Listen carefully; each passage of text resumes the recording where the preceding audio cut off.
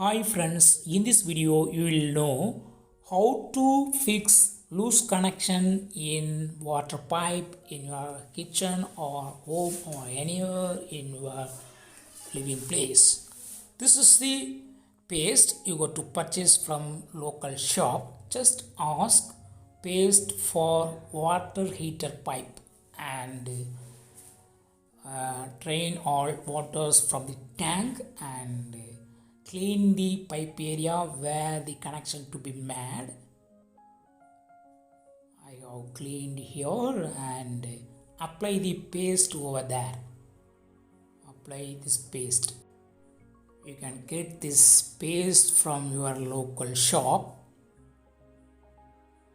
Just apply over the pipe area, that is outer surface of pipe area where the connection is loose. And now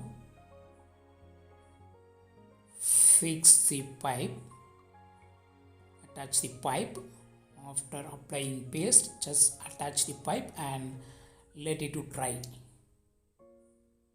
Just wait for 6 hours to 8 hours and then you can supply with water. Now after 8 hours I filled the tank and now connection is fine. So in this way you can easily fix loose connection in your water pipe. That's all friends. Bye.